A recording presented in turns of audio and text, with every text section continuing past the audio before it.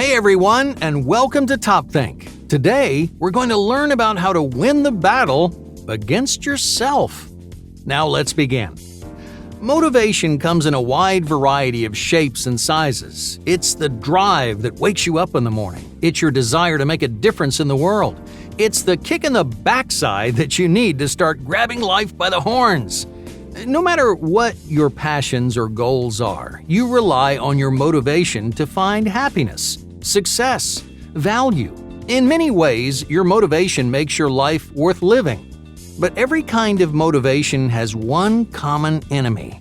Bogged down by fear, doubt, and pessimism, you do more damage to your motivation than anyone else ever could. So, how do you escape this toxic mindset? How can you possibly win a war against yourself? Let's ground this question in a real-world example. For the first 17 years of his life, Will was known as a capable and intelligent student. He had a large group of friends. He excelled in sports. His teachers loved him, and his parents, well, they couldn't be more proud. Everyone in Will's environment admired him. He was a big fish in a small pond, so naturally his dreams followed suit. He was 100% sure he would be successful one day, so he never bothered to think any harder about it. On the surface, it sounds like Will had it made, right? Well, doesn't that mean he really is on the path toward a successful, meaningful life? Okay, let's jump forward a few years. Will was admitted into his first pick of colleges, but he quickly realized his world was not as small and easy as it used to be. He was surrounded by an ocean of equally intelligent students. They were just as quick and hardworking as he was, which could have been a great opportunity for Will. It was a rare chance to challenge himself. But here's the problem. Will never developed any intrinsic motivation. In other words, he didn't take the time to reflect on why his achievements were important to him. He spent his whole life soaking in extrinsic rewards like praise and attention. He was riding a high of other people's expectations. But in this new environment, those extrinsic rewards weren't there anymore. Will was feeling empty and aimless. He looked around at all the other ambitious students and experienced self-doubt. Instead of rising to the occasion, he was too intimidated to perform at his best. He wondered, why aren't things working out like they used to? Why isn't success falling into my lap? Will then made the same mistake that thousands and thousands of other people make throughout their lives. He shoved those negative feelings as far down as he could. He covered up his insecurities with false confidence and ambivalence. When his grades began to suffer, he should have tried harder. However, he insisted that grades didn't matter or that his teachers just hated him. When he found himself falling behind other students, he didn't recognize his lack of effort. He just said, they got lucky. Finally, toward the end of college, Will saw an opportunity to pursue a high-paying job at a bank. It was the kind of lucrative position he'd always imagined he would have after graduation. In a few days, a recruiter was coming to Will's college to meet potential candidates. It was an amazing opportunity to network and learn about the position. Will expected to waltz right in, start up a conversation, and easily secure an interview. He was calm and confident until the moment he saw the recruiter. He was surrounded by students who seemed infinitely more qualified than Will was. Will felt overwhelmed and outclassed. Deep down, he wondered, should I even be here? Am I making a fool of myself? Because he constantly avoided challenges, Will had no faith in his own ability to overcome adversity. He had no motivation to drive him over obstacles and push him through rough patches. Yeah, sure enough, Will's ego did what egos do. It protected him from failure. It told him to run away. So he left the event before saying a single word to the recruiter. When his friends asked him what happened, he made more excuses. He responded, I didn't want that job anyway, or it just wasn't my kind of crowd. Now, on the surface, Will wasn't changing all that much, but internally, his motivation and confidence, they'd taken a massive hit. The vision he had of his future was falling apart. His dreams were getting further and further away. He wasn't becoming the kind of person he imagined back in high school, which made him feel inferior and incapable. Without realizing it, he started playing the victim in his own life. Why is everything bad happening to me? Why is everyone else getting lucky while I get nothing? He never stopped to think about the amount of hard work that every other student had put in. He didn't ask himself whether the other candidates wanted that high-paying position more than he did. His pride kept him from admitting that he failed.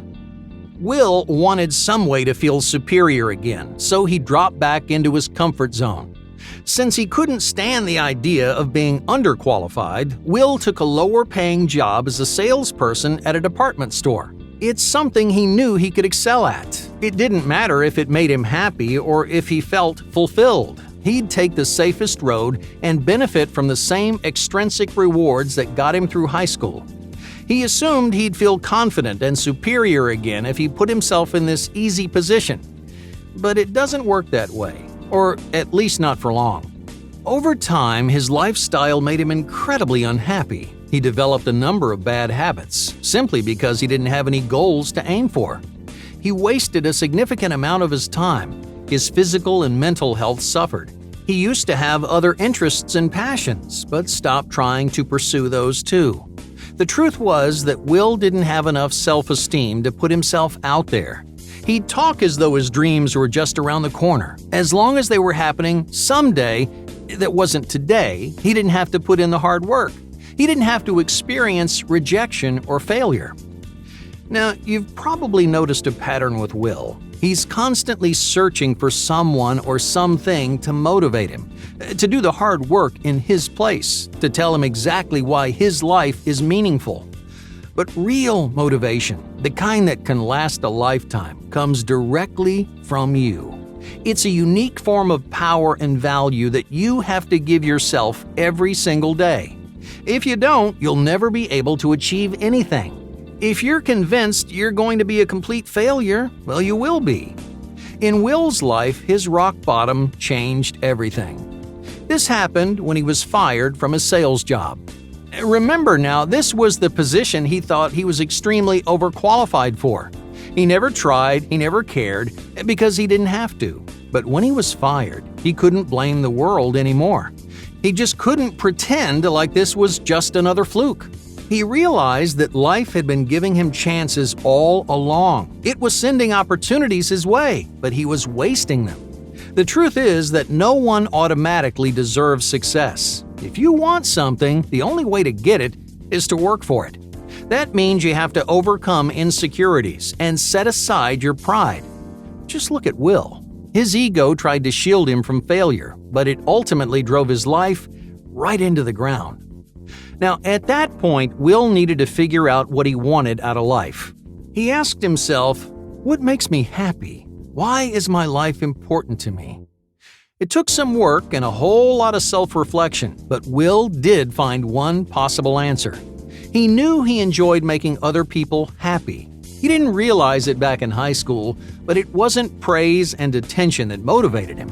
It was the smile on his parents' faces when he told them how well he was doing.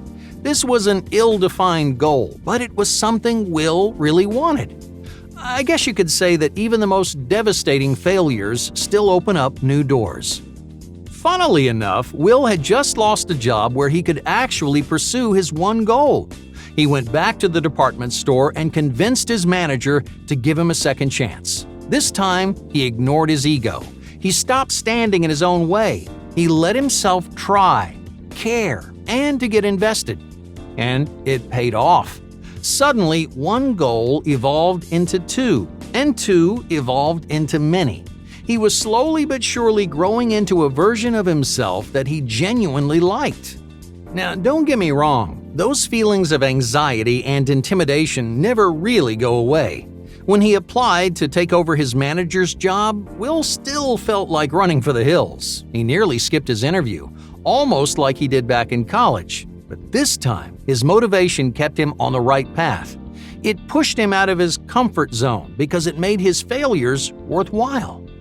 So if you want to win the battle against yourself, you need to ignore the voice in your head that tells you to run away or take the easy road. You can't spend your life hiding inside your comfort zone. You need to figure out what kind of person you want to be and then spend every day fighting to make it happen. Hey, thank you for watching TopThink, and be sure to subscribe because more incredible content is on the way.